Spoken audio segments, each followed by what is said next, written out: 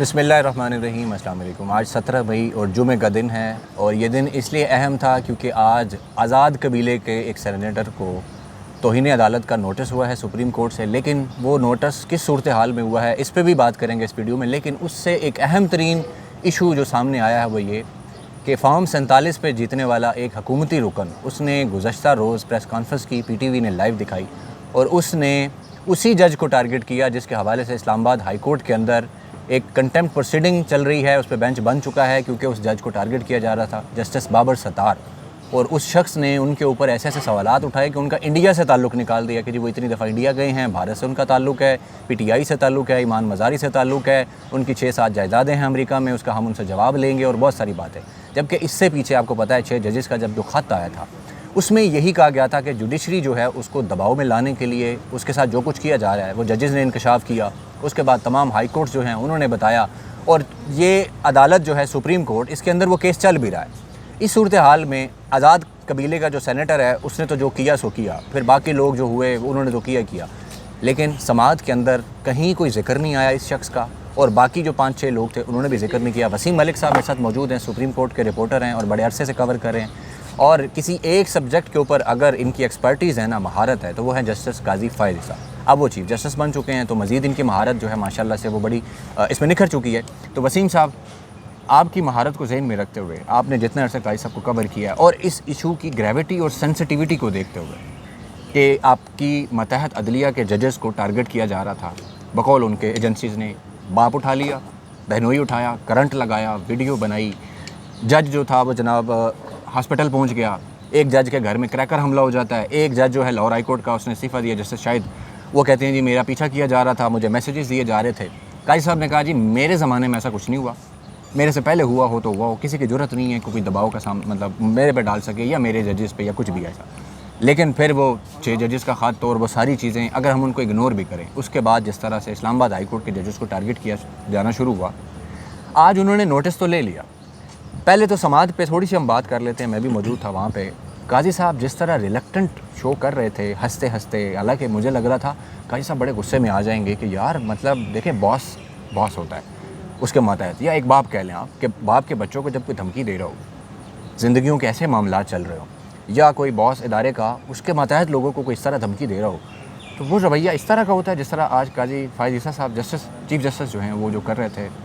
आपको क्या नज़र आया इस पर? अच्छा, सबसे पहले तो भट्ट साहब आपका बेहद शुक्रिया। आपने कहा कि चीफ़ जस्टिस काजी फ़ायज़ ईसा के ऊपर मेरी एक्सपर्टीज़ है। देखिए, मैं बड़े वाशगाफ अल्फाज में कहता हूँ, चीफ़ जस्टिस काजी फ़ायज़ ईसा की शख्सियत तज़ादात का इतना मजमूआ है कि शायद उनके ऊपर किताबें लिखी जानी चाहिए।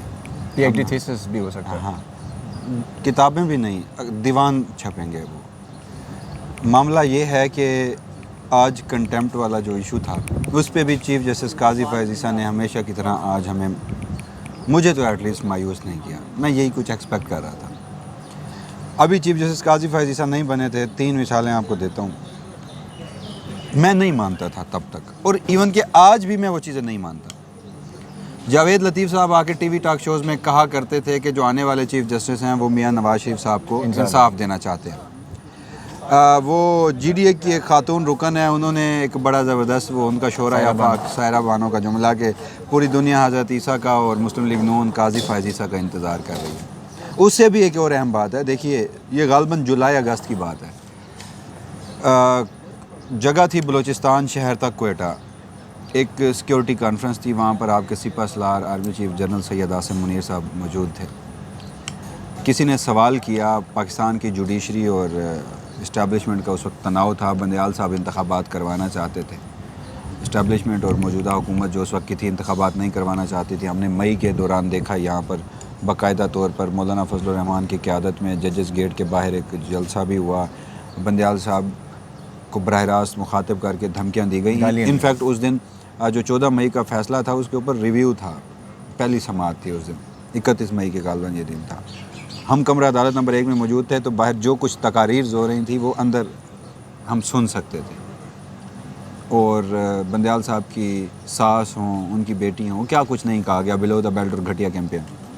तो सारे तनाजुर मद्देनज़र रखते हुए किसी ने चीफ साहब से सवाल पूछा कि आप कैसा देखते हैं इस तनाव की कैफियत को। उन्होंने कहा कि सितंबर में सुप्रीम कोर्ट ऑफ पाकिस्तान में ट्रांजिशन आएगी और उस ट्रांजिशन के अमल के बाद हमारा सुप्रीम कोर्ट से जो मामलात हैं वो एक पेज पे आ जाएंगे। मैं तब भी नहीं मानता था, मैं आज भी नहीं मानता, लेकिन हकीकत कहीं ना कहीं उसके करीब है।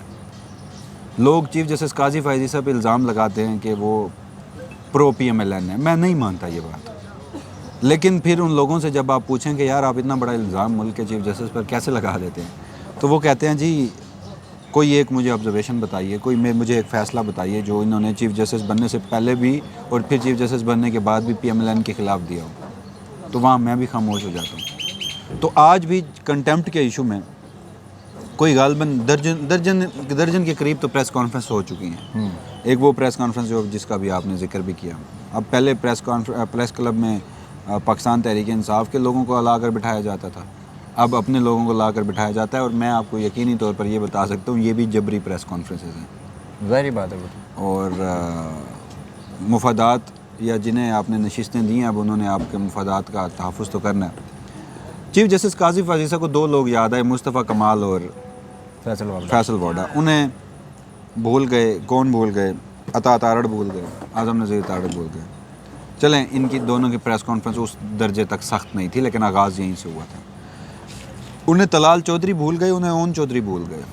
अच्छा, अहम पॉइंट इसमें हम जो मिस कर रहे हैं वो ये कि उससे थोड़ी ही देर पहले इस्लामाबाद हाई कोर्ट के जज जस्टिस बाबर सत्तार ने ये इंकशाफ किया था ख़त लिख के अपने चीफ जस्टिस को कि मुझे high official of the establishment ने ये कहा है कि बैक ऑफ। देखिए वो पस मंज़र भी वही था।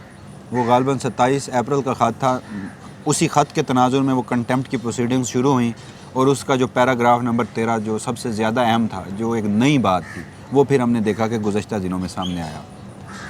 अब उस सारे मामले में चीफ जस्टिस काजी फैज़ी साहब का किरदार क्या होना चाहिए था? देखिए 25 मार्च को इस्लामाबाद हाई कोर्ट के 6 जजेस ने ख़त लिखा, 26 को सुप्रीम जुडिशल काउंसिल आया, 27 को यहाँ पहला इजलास हुआ फुल कोर्ट का, 28 को दूसरा हुआ, 27 को वज़ीर आज़म से काजी फैज़ी साहब की मुलाकात हुई, 26 को उन जजेस को काजी फैज़ी साहब के घर बुलाकर मुलाकात की गई और उसके बाद फिर एक कमीशन बना। कमीशन के बाद फिर अगले महीने के पहले हफ्ते में सोमोटो नोटिस लिया गया। 3 तारीख को उसकी पहली समाअत हुई, 30 अप्रैल को उसकी दूसरी समाअत हुई, 7 मई को उसकी तीसरी समाअत हुई। इस सारे दौरान में मैं अगर देखता हूँ ना, तो एक तरफ लड़ाई जो है वो अपना समझने के लिए बड़ा ज़रूरी है। मैं ये गालबन पिछले 1 साल से इस पर बड़ा शोर डाल रहा था कि पाकिस्तान में जो कोई भी डॉक्ट्राइन आता है ना, बदकिस्मती है यहाँ रियासती डॉक्ट्राइन तो है नहीं। हर 3 साल बाद अगर एक्सटेंशन ना मिले 3 साल को, तो 3 साल बाद नया डॉक्ट्राइन आ जाता है। जो मौजूदा डॉक्ट्राइन था उसका जो सबसे बड़ा और कोर पर्पस था वो ये था कि जुडिशरी को अंडरमाइन करो अपने पॉलिटिकल आउटकम लेने के लिए, और बार्स भी सारी अपने अंडर कर लो। जुडिशरी को अंडरमाइन किया गया जजेस से इस्तीफ़े लेकर, जजेस से अपनी मर्ज़ी के फ़ैसले करवा कर और जजेस के फ़ैसले ना मान कर, और उनमें फिर बहुत हद तक उन्हें कामयाबी भी हुई। और बड़ी माजरत के साथ हमारी जुडिशरी में से बहुत सारे लोगों ने वो अपनी बेतुकीरी प्लेट में भी रख कर दी।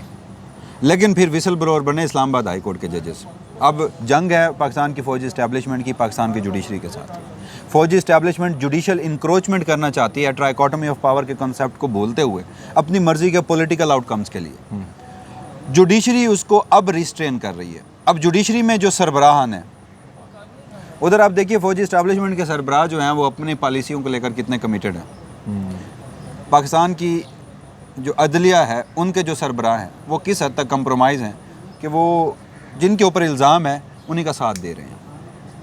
तो इस सब दौर में भी चीफ जस्टिस काजी फैज़ी साहब ने जिस कदर खुला कर एग्जेक्टिव का साथ दिया है, उसके बावजूद भी मामलात यहाँ तक पहुँचे हैं, उसमें जजेस का, कुछ जजेस का बड़ा ज़बरदस्त किरदार है और ये किरदार रहेगा। इस्लामाबाद हाई कोर्ट के जजेस ने जब ये सब कुछ लिख दिया था तो उन्हें पता था कि ये प्रेस कॉन्फ्रेंसेस भी होनी है, ये बिलो द बेल्ट हमले भी होने हैं, ये भी कोशिश की जाएगी कि किसी तरह इन जजेस को निकाला जाए, इन जजेस को कटहरे में खड़ा किया जाए, इन जजेस को मज़ीद डराया जाए।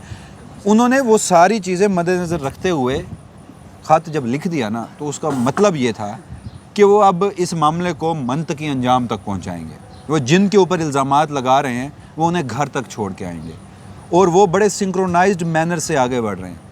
आपने फ़राद अली शाह वाली जो गालबन अहमद फ़राद वाले मामले पे कल रिमार्क्स और ऑब्जर्वेशंस देखी थी। बात अगर सेक्टर कमांडर को बुलाने तक पहुंच जाए, चाहे वो ना बुलाया जाए, बिल्कुल, सेक्टर लेकिन के अगर सरफेस हो जाए ये बात, और फिर फैसल वाडा की प्रेस कॉन्फ्रेंस और इन सारी प्रेस कॉन्फ्रेंसेस का आपको वन लाइनर बताया जाए तो वो ये है कि जुडिशरी इनके हाथ से निकल चुकी है। विसल ब्लोअर नीचे। बने थे ये जजेस, हाँ नीचे निकल चुकी है। नीचे सिरक चुकी है। अब उस हद तक नहीं है, मुमकिन है कि बहुत अरसा अभी भी नहीं, लेकिन ज़ेर असर रहे। आपने कहा जुडिशरी निकल चुकी है, मैं कह रहा हूँ नीचे वाली निकल चुकी है, ऊपर वाली। ऊपर वाली भी अब शायद उसके हाथ में भी कुछ ना रहे। अच्छा, अलामती तौर पे तो बहुत कुछ रहे। चीफ जस्टिस काजी फायजीसा खुल के नाम ले लेते हैं, वो जजेस के खत पर खामोशी और इस पर मट्टी डालना चाहते थे, अब तक डाल पाए हैं? नहीं। आज खुद नोटिस हुआ है, समातें हुई हैं। एक one liner Islamabad high court के जजेस ने अपने 7 रुकनी 6 जजेस ने अपने 7 सफाती खत पर जो सुप्रीम जुडिशल काउंसिल को लिखा था, उसमें जो उनका सबसे बड़ा मुद्दा था वो ये था कि पूरे मुल्क की जुडिशल कॉन्फ्रेंस बुलाई जाए और हर जज से बोला जाए। टेक्निकली जुडिशल कॉन्फ्रेंस हो चुकी, तमाम जजेस हाई कोर्ट के। लाहौर हाई कोर्ट ने कहा कि जो मुदाखलत है ओपन सीक्रेट, बिल्कुल। सिंध हाई कोर्ट ने जो कुछ लिखा, बलूचिस्तान हाई कोर्ट ने जो शायरी लिखी वहाँ पे, पेशावर हाई कोर्ट ने ये कहा कि पॉलिटिकल केसेस में हमारी जो रियासती एजेंसियाँ हैं हमें प्रेशराइज़ करती हैं, अगर नहीं मानते तो अफगानिस्तान से थ्रेट्स कॉल आ जाती हैं। इस्लामाबाद हाई कोर्ट के जजेस ने तो जो कुछ लिख छोड़ा था। जुडिशल कन्वेंशन हो चुका, तमाम जजेस बोल पड़े। चीफ जस्टिस काजी फायजीसा तो ये कतन नहीं चाहते थे, लेकिन मजबूरन उन्हें सब करना पड़ा। तो आप देखेंगे कि नहीं, इस्लामाबाद लेकिन उसके बाद आप ये देखें, उन्होंने कहा कि मेरे दौर में मुदाखलत नहीं हुई, ना कोई जरूरत कर सकता है दबाव की किसी भी चीज़ की। लेकिन उसके बाद chief justice Lahore high court को जिस तरह एक सिस्टमेटिक तरीके से टारगेट किया जा रहा है और सुप्रीम कोर्ट बार और पंजाब बार उसमें जिस तरह कर रही है, वो चीफ जस्टिस साहब को नज़र नहीं आ रहा कि किस तरीके से उस चीफ जस्टिस को टारगेट किया। अच्छा, उसमें एक मेन पॉइंट जिस पे मैंने आपकी भी तवज्जो दिलाने की कोशिश की और एक दो और सिद्दीक जान और बाकी लोगों की, कि लाहौर हाई कोर्ट, लाहौर बार का जो सदर है मुनीर भट्टी और पंजाब बार कौंसिल का जो वाइस चेयरमैन है कामरान बशीर मुगल, उसने उसी प्रेस कॉन्फ्रेंस में, उसको फ़ोन आता है, प्रेस कॉन्फ्रेंस ख़त्म हो गई है, एंड पे वो दोबारा माइक लेके कहता है मैं एक बात जो है बताना चाहता हूँ और शुक्रिया अदा करना चाहता हूँ चीफ जस्टिस पाकिस्तान का और सुप्रीम कोर्ट बार के सदर शहजाद शौकत साहब का और फलां का कि उन्होंने जाके चीफ जस्टिस से मुलाकात की है और उनको कहा है कि हमारी इस चीफ जस्टिस से जान छुड़वाएं और उन्होंने हमें यकीन दहानी करवाई है।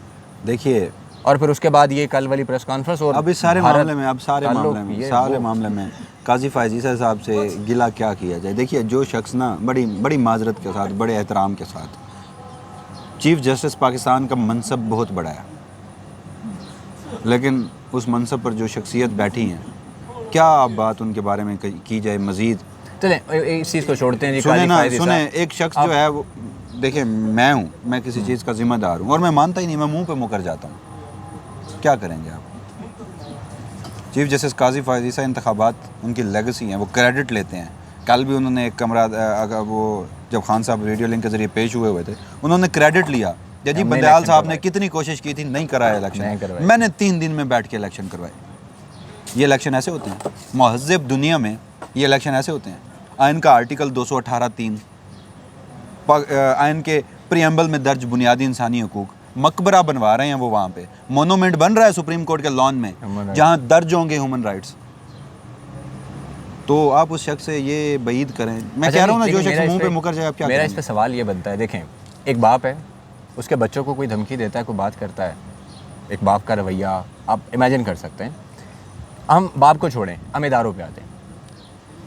तहरीक इंसाफ जिसका आजकल मसला भी चल रहा है, क्या आप ये सोच सकते हैं कि वो किसी मेजर जनरल को, किसी ब्रिगेडियर को इस लेवल की बात करे कि इनके भारत से ताल्लुक़, इनकी ये, इनका फ़लाँ, प्रेस कॉन्फ्रेंस करके और फिर वो उठ के घर चले जाएँ, सारी चीज़ें, और रद्द-ए-अमल नहीं आए? या कोई चीफ सेक्रेटरी चुप रहेगा कि जब उसका कोई डीसी या उसके बारे में कोई इस तरह की प्रेस कॉन्फ्रेंस हो और ये वाली बातें हो जाएं और इतने लोग आके कर दें पॉलिटिकली, जस्टिस बाबर सत्तार या के बारे इसी में तरह कोई आईजी पुलिस चुप रहेगा कि उसके लिए डीआईजी को मैं टारगेट आपका किया सवाल समझ चुका। देखिए, इस हद तक तो मैं डैम श्योर हूँ, मैं मुतमईन हूँ कि बाबर सत्तार का जो मामला तौहीन अदालत का इस्लामाबाद हाई कोर्ट में चल रहा है, वो तो मंतकी अंजाम तक पहुँचेगा। नहीं, लेकिन इसको उसके साथ क्लिप करना बनता था क्योंकि ये सारी सुने ना, उसी उसकी एक तसलसल इनिशियल है। समाअत हुई, अगली समाअत में मज़ीद चीज़ें डिग आउट होंगी। सही। उन्होंने इदारों से रिपोर्ट्स मांगी, इदारे खुद से अगर रिपोर्ट नहीं देंगे तो फिर जुडिशरी के पास और भी बहुत सारे हैं। और जस्टिस मोहसिन अख्तर कियानी की सरबराही में वो 3 रुकनी बेंच और उसकी ऑब्जर्वेशंस अगर आप देखें तो मैं मुतमईन हूँ कि जस्टिस बाबर सत्तार या फिर इस्लामाबाद हाई कोर्ट के जजेस, मैंने जैसे पहले कहा कि घर तक छोड़ के आएंगे, वो आखिरी हद तक जाएंगे। अब ये जंग उन्होंने सोच लिया कि वो लड़ी जाएगी बाकायदा तौर पर। बाकी रही जहाँ तक चीफ जस्टिस काजी फायजीसा की बात, इंस्टीट्यूशनल रिस्पांस आना चाहिए था, इंस्टीट्यूशनल रिस्पांस नहीं आया, कंप्रोमाइज़ आज भी किया जा रहा है। और बाकी यार जिन लोगों के हाथ से पावर सिरक रही है, 75 साल की, 76 साल की या जितने भी कही है, वो ताकत है उनकी, तो वो फड़फड़ाएंगे नहीं। वो तो फड़फड़ाएं समझ में आती है, लेकिन जो जिससे उम्मीद कर रहे थे लोग कि वो अपने जजेस के लिए खड़ा हो जाएगा और चीफ जस्टिस काजी फायजीसा के लिए ना एक वन लाइनर क्या ही खूबसूरत उसने लिखा। मुइज़ जाफरी वकील हैं, कराची से उनका ताल्लुक है, बड़ा ज़बरदस्त लिखते हैं। उन्होंने कल या गालबन परसों फ्राइडे टाइम्स में ना एक आर्टिकल लिखा, उसका जो उन्होंने इख्तिताम किया, उन्होंने कहा कि चीफ जस्टिस काजी फायजीसा का रेफरेंस या जस्टिस काजी फायजीसा का जो सुप्रीम कोर्ट में रेफरेंस आया था, अगर उसे चीफ जस्टिस काजी फायजीसा सुनते तो जस्टिस काजी फायजीसा चीफ जस्टिस काजी फायजीसा ना बन पाते। बिल्कुल, इससे बढ़कर मेरे ख्याल में इससे बढ़कर काजी फायजीसा साहब की बेहतरीन एक्सप्लेनेशन हो ही नहीं सकती। आखिर में आपके असेसमेंट पूछता हूँ मैं, ये जो इस्लामाबाद हाई कोर्ट केस सुन रही है तौहीन अदालत का उन्हीं जजेस के मामले में ना, ठीक है, जिनको टारगेट किया गया, ये प्रेस कॉन्फ्रेंस उन्हीं को टारगेट करने के लिए की गई, तो आपको कहीं लगता है कि वो इस चीज़ को भी नोटिस ले सकते हैं इसका कानूनी आइनी तरीके से और इसको वो क्लिप कर सकते हैं उसके साथ कि ये मज़ीद फर्दर अटैक किया जा रहा है? देखिए वो जो वहाँ पे कंटेम्प्ट इस्लामाबाद हाई कोर्ट में जो 2 जजेस पे चल रही है ना, वो कंटेम्प्ट मंतकी अंजाम तक पहुँचेगी, उसका दायरा अख्तियार वसी होगा। कंटेम्प्ट का तरीक़ाकार है आइन का आर्टिकल 204।